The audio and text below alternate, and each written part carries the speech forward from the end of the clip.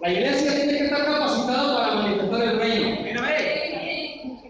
Pero cuando alguien sufre, cuando alguien padece y no hay quien le predique el reino, entonces esa persona ¿qué va a hacer? Va a depender de los hombres. ¿Y cuánta gente depende hoy del hombre y no de Dios? Y también le puede suceder a usted que ya conoce, porque por las circunstancias que pasamos, nos desubicamos del propósito de Dios y empiezo a bloquear espiritualmente. Ya no soy el mismo que buscaba a Dios con pasión. Ya no soy el mismo que anhelaba siempre estar en la oración. Me preparaba, disponía mi corazón y las cosas que hacía naturalmente las dejaba por entrar a lo sobrenatural de Dios. Y ese es el propósito de Dios. Dios preparó la iglesia para manifestar su gloria. Pero los cuerpos espirituales siempre entran en una etapa donde dependen de lo natural. Empieza su espíritu a apagarse.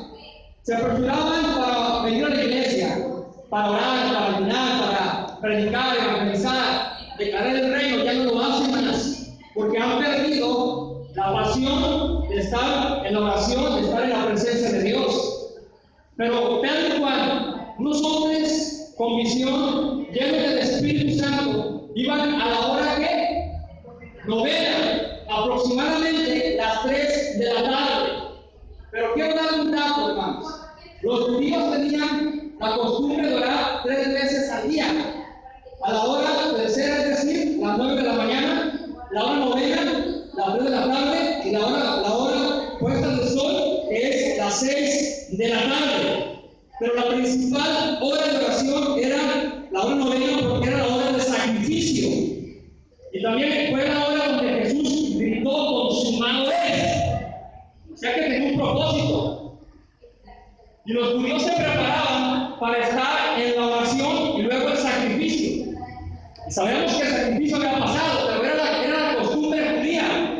Pero los apóstoles también procuraban siempre orar. ¿Qué enseñanza tan grande tenían los apóstoles para nosotros, hermanos? ¿Cómo se va a levantar un cojo?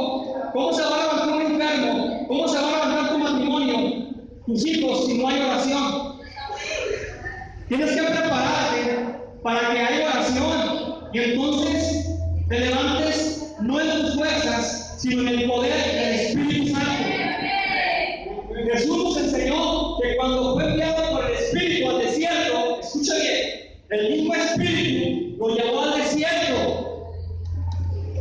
Sufrió un momento de prueba, Satanás lo tentó, pero cuando terminó la prueba, el mismo Espíritu Santo lo fortaleció. Luego dice que salió en el poder del Espíritu. Qué poderoso es cuando Jesús se levanta en el poder del Espíritu a declarar y a establecer el reino de los cielos. Y cuando Pedro y Juan llegan al templo hermoso, y en ese templo dice la historia que se juntaban cojos, ciegos, de todas las personas que estaban con algún defecto físico en su cuerpo, a pedir limosna. Pero Pedro y Juan llevaban un propósito, y cuando ven al hombre necesitado, y el hombre esperaba dinero, y quiero decirte una cosa, el hombre dependía de la fuerza humana, era incapaz de moverse solo. ¿Cuántos son incapaces de moverse ya solos porque han perdido la presencia de Dios y se sienten y están cojos espiritualmente? Ya no viven de la abundancia de Dios, ya no viven del sustento de Dios, viven ahora como Bartimeo, mendigaban.